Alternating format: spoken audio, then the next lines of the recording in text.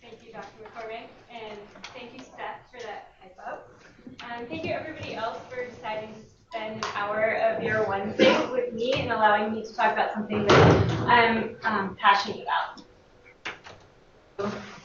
I'm not making any money off of this presentation. And what we're going to talk about today, so we're going to evaluate the evidence for nutrition, sleep, and stress, and how that's affecting our patients, both in pain levels and in tissue healing. We're going to evaluate how the promotion of lifestyle medicine fits into a physical therapist scope of practice, and we're going to discuss how to apply this evidence to our patients. So why? Why does this matter? So our patients are becoming increasingly complex. The CDC estimates that 20% of adults suffer from chronic pain. That's 50 million people in America at an estimated cost of $550 billion a year. Low back pain accounts for 13% of that, and so that's something that we're seeing pretty readily in our clinics as PTs. And pain isn't the only thing that's becoming chronic. The incidence of comorbidities in America is continuing to rise. The CDC estimates that 40% of adults are categorized as obese. 30 million adults have type 2 diabetes, and 5 to 8% of adults present with autoimmune diseases. So these are things that we're seeing readily in our clinics, and they're also contributing to our healthcare costs. And despite the advances in modern medicine, these numbers are continuing to rise. Sorry, hold on, let me see if I know this. So as PTs, we know that these things are affecting the way our patients move, and we've really established ourselves in the medical community as experts in movement. The APTA has stated that the movement system is the integration of body systems that generate and maintain movement at all levels of bodily function, stating that human movement is a complex behavior within a specific context and is influenced by social, environmental, and personal factors. So you can see this in this graphic that the APTA has developed, that the movement system doesn't just encompass the musculoskeletal and the nervous system, which are the things that we are used to thinking about, but also involve things like the endocrine system and the cardiovascular system. We know as PTs, when we're seeing patients come into our clinics with a list of these comorbidities, that it's affecting the way that they're moving, but oftentimes we're only pulling tools from our tool bag that address either the musculoskeletal system or the nervous system. So I just want to bring this back into the clinic and give a case example. So I recently had a 50-year-old female refer to me with a diagnosis of sacroiliitis. She presents with pain in her lower lumbar spine that radiates down her leg. Upon exam, she had no directional preference, and she had positive SI provocations. So how many PTs are in this room? Okay. So then my question is to the three of you. Given this information, what are the things that you would think that you would do with this patient in the clinic? Good. Stabilization exercises. Anything else? Manual therapy. Manual therapy. Good. That's kind of what I was expecting. And what is your confidence given this information that your interventions are going to be effective? If Laura gives them, it's much more confident than if I give them. Right. So if Laura's providing the care, we're confident that we're going to be able to help this patient relieve her symptoms. Taking a closer look, the patient also presents with comorbidities of rheumatoid arthritis, fibromyalgia, anxiety, and chronic constipation. Given this information, how does that change your confidence that you're going to be able to really help this patient with your manual therapy and your exercise? Stabilization. Still some votes for stabilization, but the picture does get a little bit more murky, right? Digging into it a little bit more, upon talking to the patient, she reflected that she's only sleeping about 4 hours a night. She has a full-time job that she gets up for in the morning, cares for her elderly mother before and after work, and also provides meals for her family. She admits that this is really stressful for her, but feels that she's the only person that can adequately provide this care for her mother at this time. She also admits that in her cooking, she tends to grab for things that are easy, as that's what she's able to do at this time with her energy level. She also, upon exam, reported that not only does she have sacroiliac pain, she also has right shoulder pain, right knee pain. She gets headaches and migraines. And you can see that this picture then becomes a lot more murky. So now, given all that information, how do you think your stabilization exercises are going to hold up with helping this patient's pain? Right? You're a lot less confident that you're really going to be able to help this patient. The APTA has really taken a stance on this and has said that physical therapists should be involved in promoting wellness within our patients. They provided a position statement in 2015 that stated so and stated that we should be involved both in direct care and collaboration with our colleagues on these issues. If you receive PT in motion, you'll notice that they have been commenting a lot more on things like sleep hygiene and the role that we can play as PTs in this area, along with things like mindfulness and addressing health holistically. So let's take a look first at one of my favorite things to do, and that is sleep. So like most things that are common, where the normal is so it's estimated that 40 to 60% of adults have difficulty sleeping, and 50% of children have difficulty sleeping. So like most things where the abnormal is more common than the normal, I thought it would be a good idea to take a look at what normal sleep is. Normal sleep is you should fall asleep within 15 to 20 minutes of lying down. You should sleep for 7 to 9 hours within a 24-hour period. You should sleep continuously throughout the night without a lot of episodes of tossing and turning. And you should feel refreshed and alert with energy throughout the day. So, given the incidence of sleep disruption is so high, I'm guessing that there's probably some people in this room that have difficulty with sleep. And a lot of times as busy professionals, we can also often think of sleep as a luxury, when in fact sleep is a really important physiological process. So sleep, there are many things that happen while we sleep. There's a lot of immune functions that happen. It's really our body's opportunity to perform cleanup. So there's evidence that during sleep is when we can break down the amyloid plaques that form and are really integral in the development of Alzheimer's disease. It's important for tissue healing, for cardiovascular health, for cognitive function, and also for pain modulation, which is what we're going to dig in a little bit more today. Much of these physiological processes are related to circadian rhythm. So circadian rhythm refers to a 24-hour cycle. It often involves fluctuations of hormones, and the circadian rhythm is monitored both by intrinsic factors and by extrinsic signals. So you can see in this image, it just shows two of the hormones that are involved in circadian rhythm, cortisol and melatonin. And so cortisol should be spiking in the morning and kind of diminishing throughout the day to allow us to be calm. And then the melatonin spikes when it gets dark and then diminishes by the morning to allow us to wake refreshed. There's been undeniable evidence that sleep and pain are related. Clinically, sleep disturbances have been correlated with chronic pain states like fibromyalgia, and it's been speculated that it's likely a bidirectional relationship, meaning that when you get less sleep, you have more pain, and when you have more pain, you tend to get less sleep. Despite the fact that it's bidirectional, a lot of times I think we aim our interventions at targeting the pain, and we kind of miss out on addressing the sleep and how that might be interacting with the pain. There are also additional studies that indicate that it's not just a bidirectional relationship, and that sleep quality is in fact predictive of developing chronic pain. Studies have indicated that sleep impairments may be predictive of new incidences of chronic pain conditions such as fibromyalgia, RA, and back pain.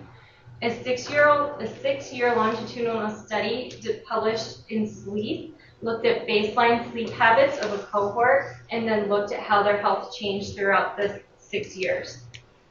What they observed is that those with poor sleep habits, including short sleep duration, which they defined as less than 7 hours a night, and insomnia, so the trouble with deep sleep latency and the sleep quality, both those groups were more likely to develop chronic pain throughout those 6 years. They did take a look at how depression and anxiety interacted with this pattern, and they showed that when they had corrected for depression and anxiety, it did kind of explain insomnia. However, there was lots of incidents of short sleep duration with no depression and anxiety, and those people were still likely to develop chronic pain. There's also evidence that sleep quality can affect post-surgical pain. So there was a study done with breast cancer patients that were undergoing mastectomy, and they looked at the quality of sleep prior to surgery. And what they found is that those with lower quality of sleep prior to surgery were more likely to have higher pain post-surgery, to have longer hospital stays, and to require the use of breakthrough pain medication after surgery.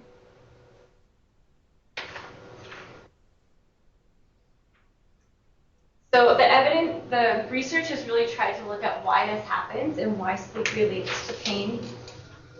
There's been many studies that have demonstrated that decreased sleep, using partial sleep deprivation or total sleep deprivation, result in increased peripheral sensitivity to pain. There was also a study published by staff et al. That demonstrated that just one night of sleep deprivation significantly reduced cold pain threshold and pain pressure threshold in healthy adults. So these are people without history of chronic pain, meaning that after just one night of sleep deprivation, the subjects were more likely to perceive the stimulus as painful. They also looked at trying to figure out why this happened, and they looked at conditioned pain modulation and temporal summation of pain. And what they found is after sleep deprivation, they were more likely, the conditioned pain modulation was decreased. So conditioned pain modulation refers to the pain inhibits pain phenomenon, meaning that a different sensory input will help decrease your perception of the pain. So what they did is they pumped up a pressure sleeve on the non-dominant leg of the gastroc and then applied a stimulus until it was perceived as painful to the contralateral leg. So you can see up here on the screen, it shows the results prior to total sleep deprivation. You see the white column represents the unconditioned pain stimulus. So you can see that their threshold at what they perceived as pain was a little bit lower, or was significantly lower than when they had the conditioned stimulus, meaning that they had pressure cuff on the other leg. However, after total sleep deprivation, that conditioned stimulus no longer provided the inhibitory effect. So they continued to sense the pain at a lower level of pressure. Does that make sense? They also demonstrated there was a decrease in temporal summation of pain, which is a phenomenon that's involved in the development of central sensitization and developing chronic pain. They speculated a couple of reasons for this. One reason is that a lot of the areas in the brain that are involved in sleep are also involved in inhibiting pain. So their hypothesis is that possibly when you don't get enough sleep, that the neurotransmitters aren't able to inhibit the pain anymore. There's also evidence that decreased sleep increases sympathetic nervous system activity, and that you're not able to get into that rest and repair phase. There's also evidence that decreased sleep increases pro-inflammatory cytokines such as interleukin-1 and interleukin-6 and tumor necrosis factor alpha, which are all involved in the development of pain. They've also looked at CRP levels and have found that those with sleep deprivation tend to have higher levels of CRP, indicating that there's a greater spread of systemic inflammation. So what can we do? How can we start addressing sleep in our practice? I think as physical therapists, one thing that we need to do is start asking about sleep. We're not going to know if our patients are sleeping or not if we don't ask them. So including questions such as how much sleep do you typically get? Do you feel well rested when you wake up? Do you have trouble falling asleep or staying asleep? And how would you rate your sleep quality? These questions can also give you a little bit of insight about whether a referral may be needed if you feel like there's maybe something like sleep apnea going on. However, a lot of patients just simply have trouble sleeping. And clinically, I think these patients fall into two categories. There are the I'll sleep when I'm dead, I don't have time to sleep patients, right? And those are the ones that are presenting with short sleep duration. And then there's the I'm a bad sleeper patients that say I just can't fall asleep, I just wake up, I toss and turn all night, I just can't get into sleep. So they kind of fall into two categories, and I think our approach has to be a little bit different depending on what category they fall into. The research really has indicated that time spent in bed matters, so you're not going to get that 7 to 9 hours of sleep if you don't make 7 to 9 hours in your day to sleep. There was a study done with patients undergoing total knee replacements that just simply encouraged the patients to spend more time in bed prior to surgery. And those patients, they didn't monitor sleep quality or anything. Those patients had less pain post-op than the patients who were not given those instructions. So it's like a pretty powerful, can be a pretty powerful intervention. If your patients aren't spending time in bed, it's a really good opportunity to use some of your motivational interviewing skills and find out why. What are they prioritizing over sleep? Does that really matter to them more than decreasing their pain and sleep and helping them work through some of those barriers?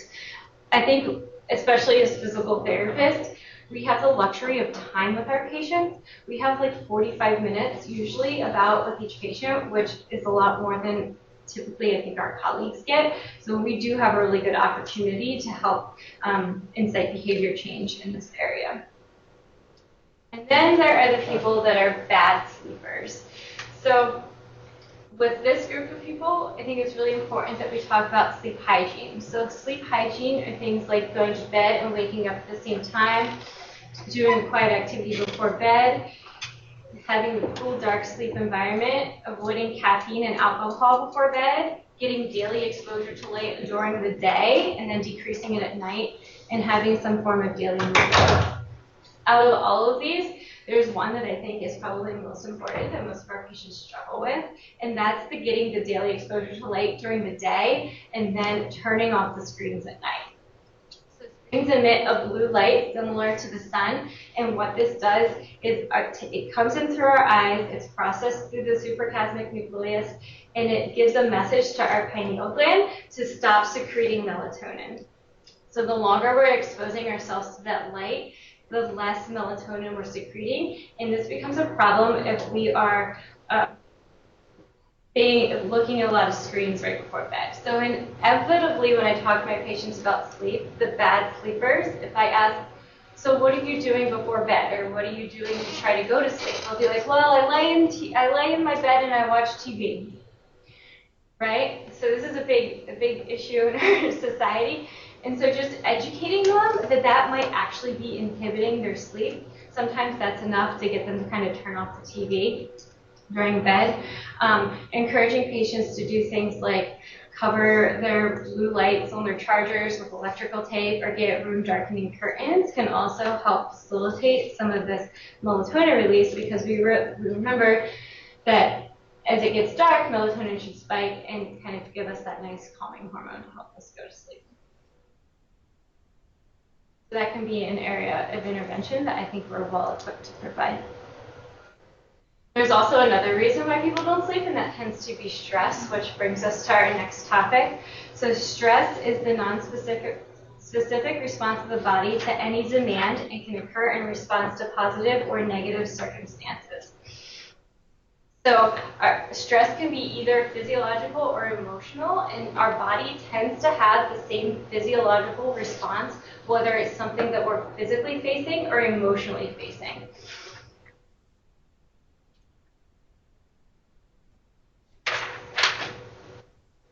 So you can see up here, this represents some of the stress response that our body undergoes.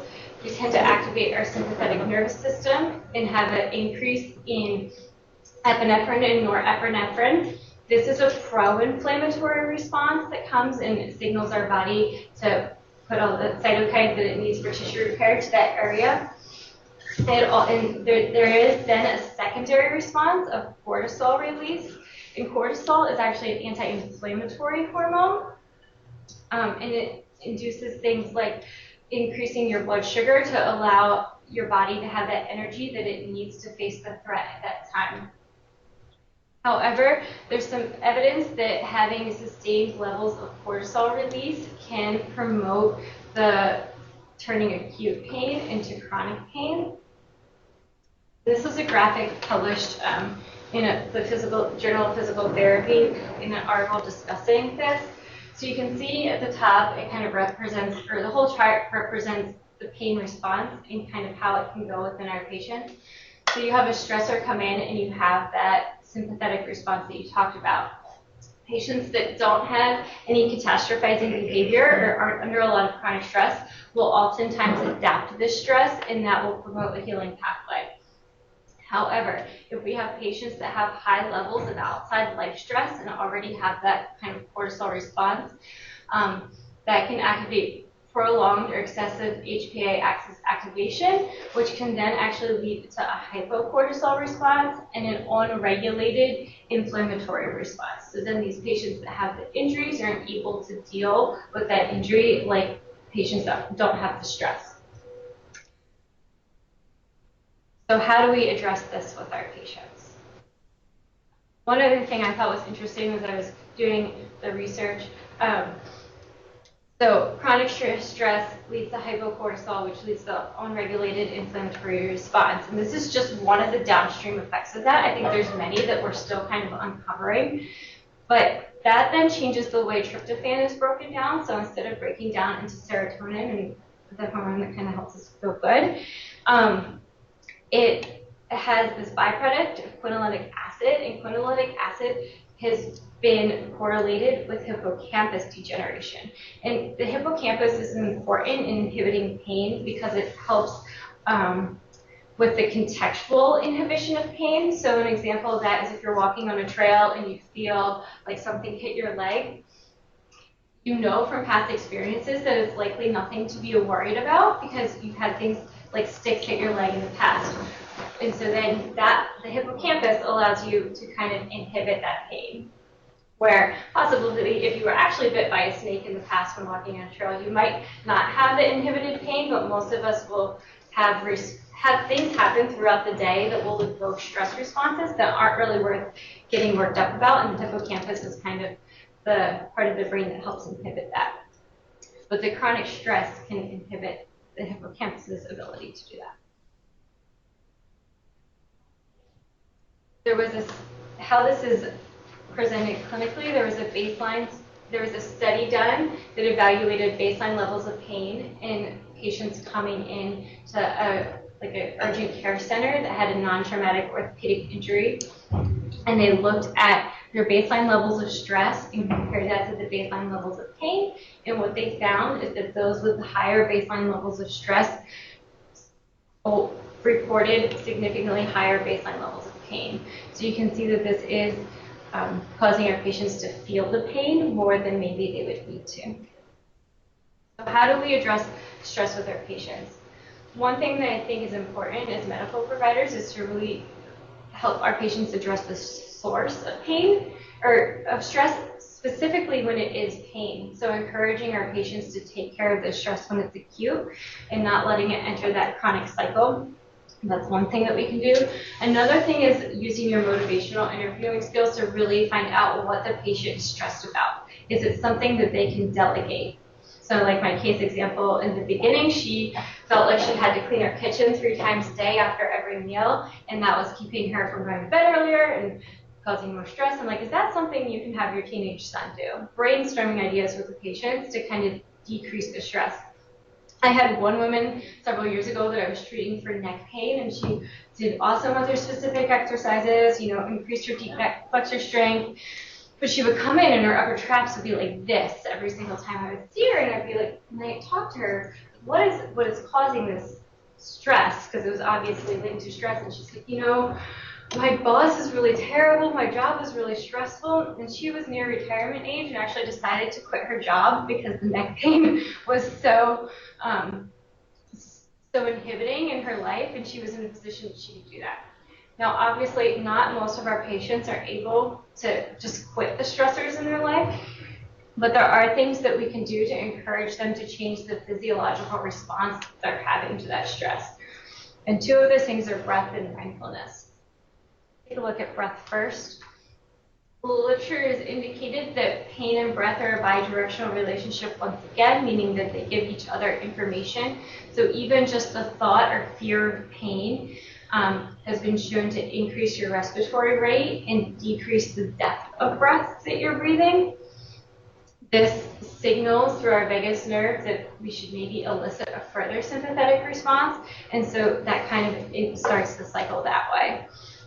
A systematic review that looked at different breath interventions really showed that deep breath with elongated exhales can help mitigate some of the sympathetic response that started. So that's something that we can encourage our patients to do to try to decrease the physiological response that they're having to that emotional stress. The other thing that has received a lot of research is mindfulness. And the definition of mindfulness is it facilitates an intentional stance of detached observation, and it is characterized by paying attention to the present moment with openness, curiosity, and acceptance, and it allows the individual to step back and reframe the experience. So really what you're working at with mindfulness is also often this catastrophizing behavior and the rumination that leads to this prolonged stress. The exact mechanism of mindfulness is still being determined. However, it has been demonstrated to decrease the catastrophizing in patients. There was a study done that compared mindfulness-based stress reduction with placebo control and a sham mindfulness. And what they had the patients do for the sham mindfulness was sit in a circle for 20 minutes and tell them to breathe and be mindful. Or like focus on your breath is what they told this group. And what they demonstrated is that the mindfulness group had a decrease in pain. So you can see here once again, this is another study where they looked at the pain pressure thresholds pre-intervention and then post-intervention. You can see that the control group had more pain.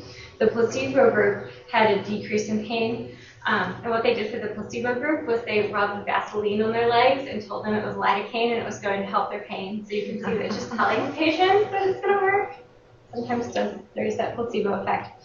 But the mindfulness-based group did have a significantly over placebo decrease in perception of pain.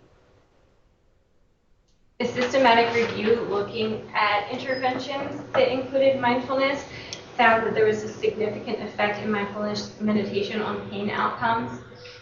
They also had decreased depression and increased quality of life measurements. The overall conclusion of the study was that there needs to be more studies, and I think this is something that there will continue to be more literature that people are interested in looking at, and so it'll be interesting to follow over the next couple years. But it's enough that I think it's worth talking to our patients about and considering.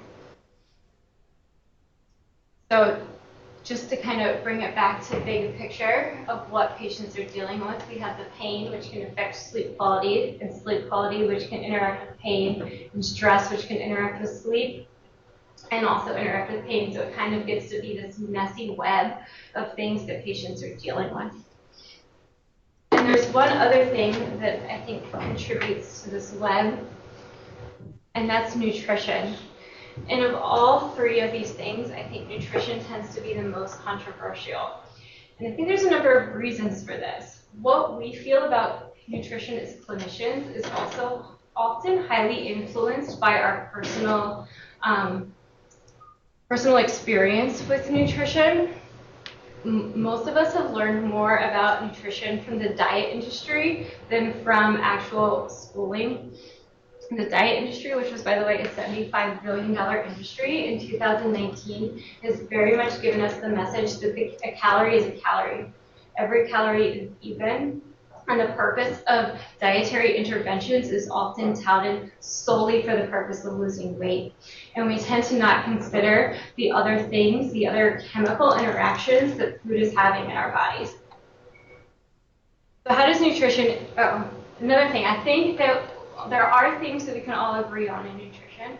So you see the things I feel like most of us can agree on in nutrition are in the green, good things that we should be including in our diets, and most of the things that we all agree or probably shouldn't be in our diets are in the red, and most of the argument tends to take place in this gray area. And while I would happily discuss everything in this gray area and all of the diets that promote or dismiss these foods, they only gave me 50 minutes to talk, so we're going to move on.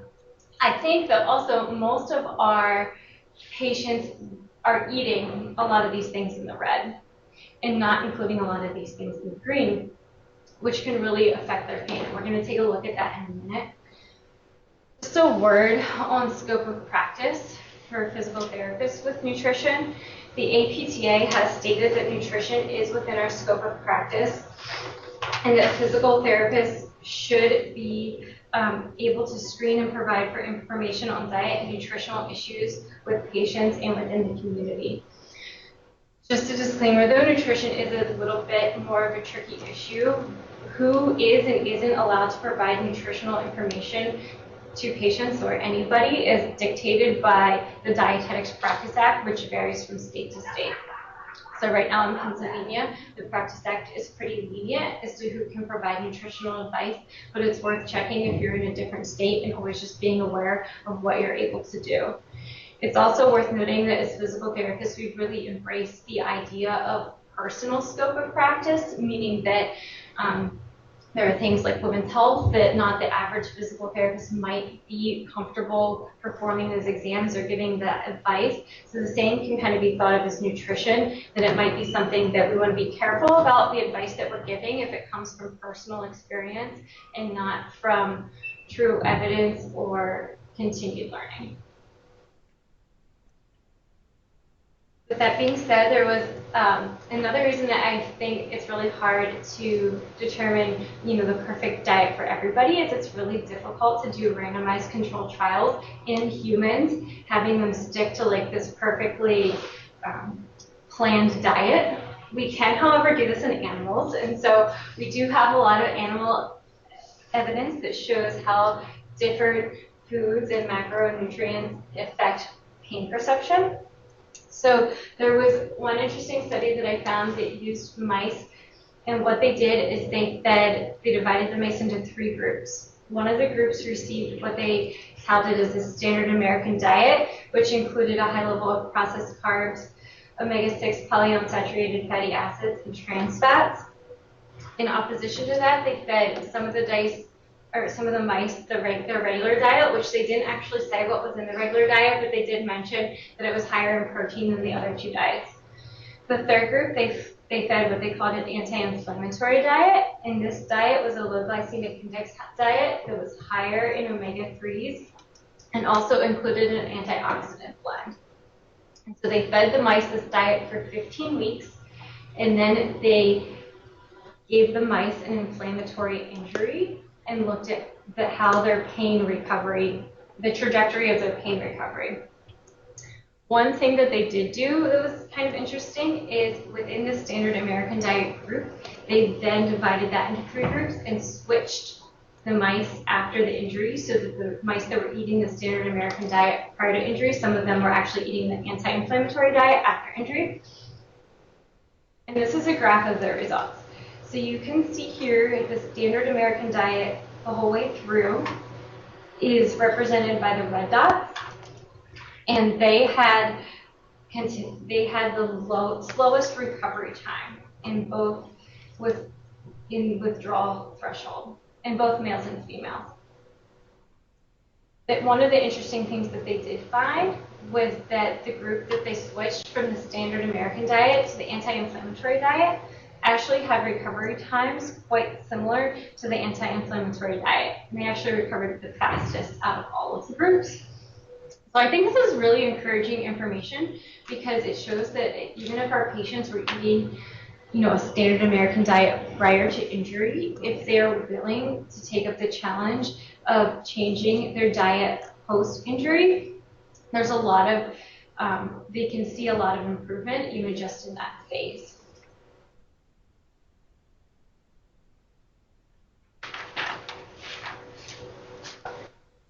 But let's take a look at some of the things that they included and didn't include in these diets. So one of the differences in the diets was fat, and there have been numerous animal studies that have demonstrated that high-fat diets leads to hypersensitivity post-surgery.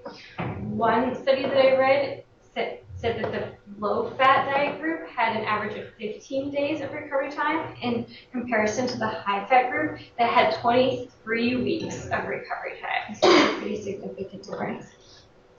Some of these diets that have looked at fat have attributed the difference in pain to the weight gained within those groups. So the higher fat diet groups tended to gain more weight over the period of time than the low-fat diet groups. So there have been some studies that have been published that have attributed, the pain and change, the change in pain sensation, the change in obesity, and the inflammatory markers that tend to be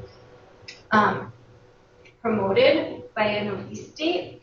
However, there was a study that looked at what happened to mice if they switched to a low-fat diet 2 weeks prior to injury. And what they found in this study was that the mice that switched to a low-fat diet prior to injury actually had recovery times the same as the low-fat diet group that had been eating the low-fat diet the whole time. But they did lose the weight in 2 weeks. So this indicates that it might not just be the weight that's affecting the pain perception, but also the information that the fat is kind of giving within the body. Interestingly enough, and I just wanted to note, there were some sex differences in these studies. So female mice tended to be less affected by a high-fat diet than male mice. So it's just something interesting to keep in mind clinically, that males might be more sensitive to this change in diet than females. There is some evidence that the type of fat really matters. So the diets that the studies that I just mentioned used a saturated butterfat diet.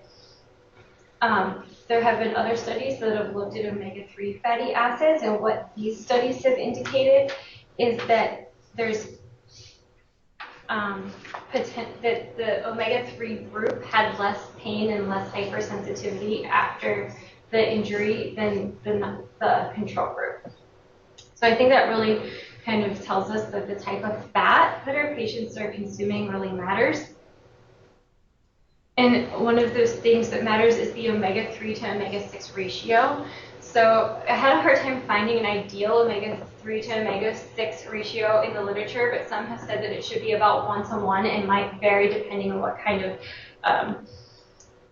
effect you're going for. However, it was pretty easy to find that it is documented that a standard American diet tends to have a 1-to-15 omega-3 to omega-6 fatty acid ratio. And so just encouraging our patients to really take out some of these big offenders like corn oil and soybean oil, and increase the amount of fish that they're consuming in the week. I think are fairly safe and practical recommendations that we can make to our patients with pain that might actually make a bigger difference than what we would suspect. I also just wanted to quickly touch on sugar. So there's evidence that increased sugar intake is correlated very closely with obesity.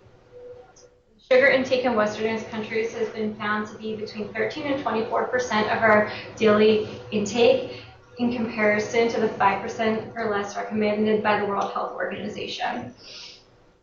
Sugar consumption has also been shown to increase C-reactive protein and other inflammatory factors, which can lead to pain.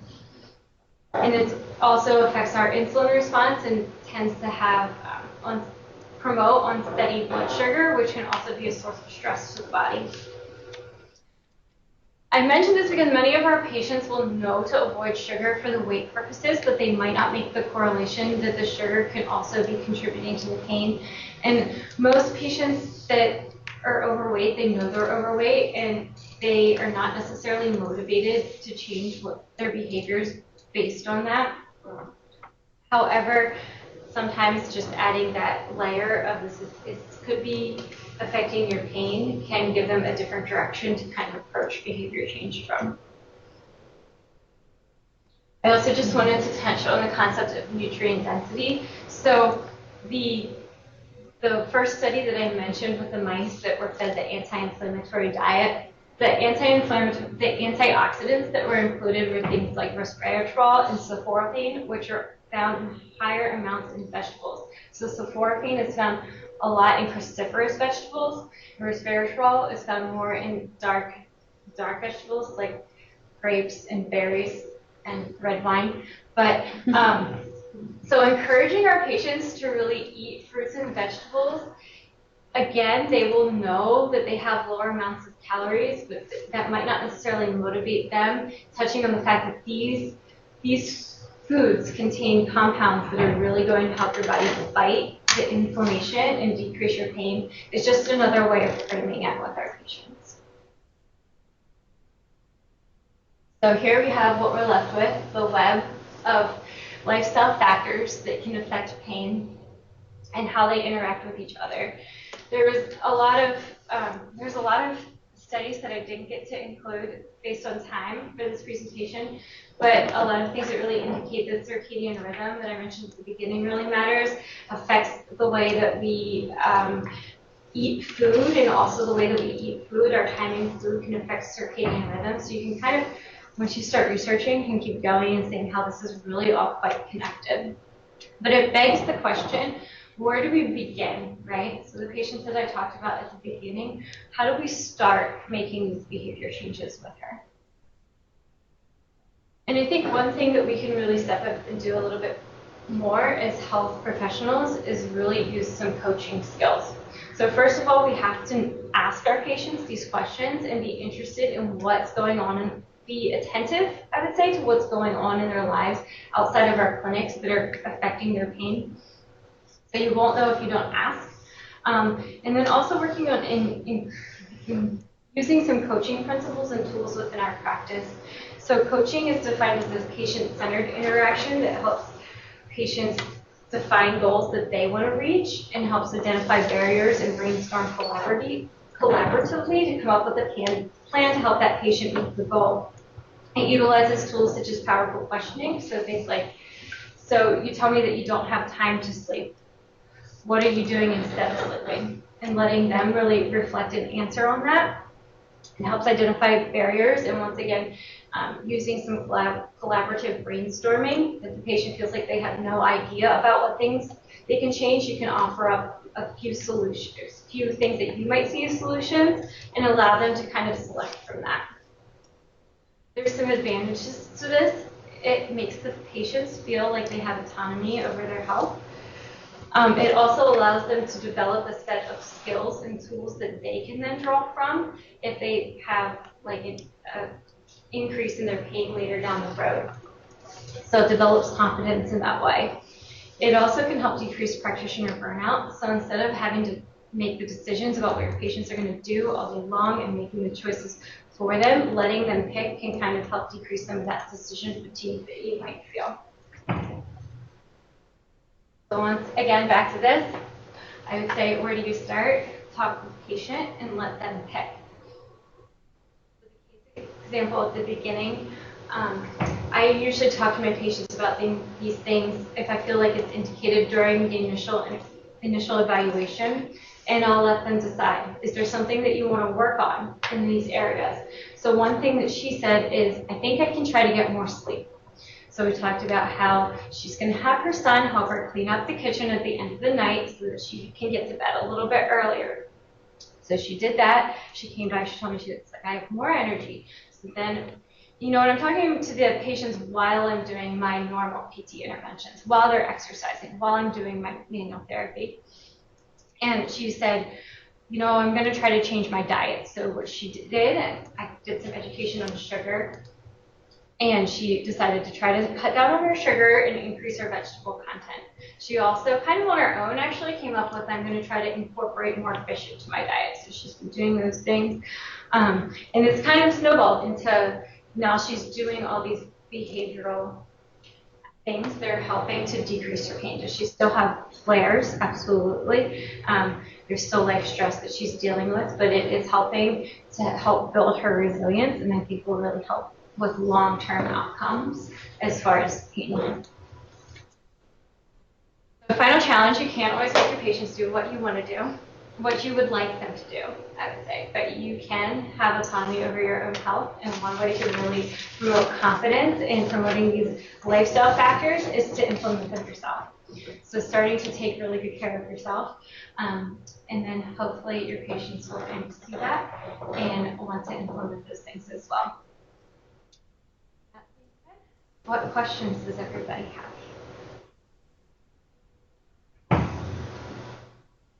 Oh. No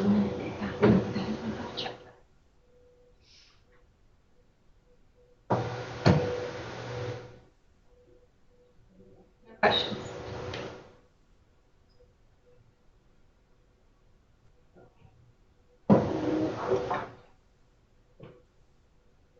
Any comments, thoughts? Amy Taylor.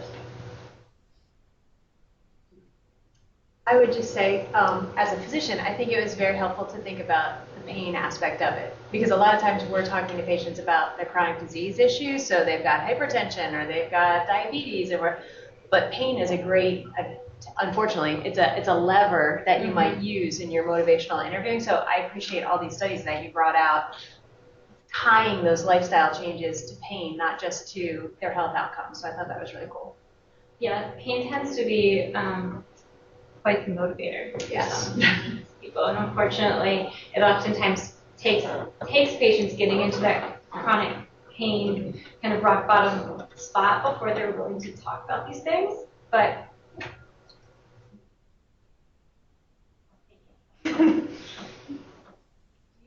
you, within your initial evaluation process, do you ask people about sleep and nutrition like as a baseline always, or more for like a chronic pain patient? so I wouldn't say always. So if I have a true acute musculoskeletal issue, I'm not always asking about it. I do try to ask about it before and after surgery, just because I do think that can affect their outcome, and always with chronic pain patients. Yeah.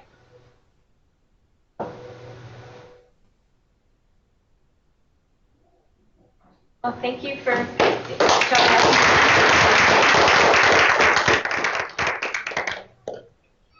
Yeah, and I'm sorry. If there's any speech therapist present, reach out to Amy Taylor to get APTA credit.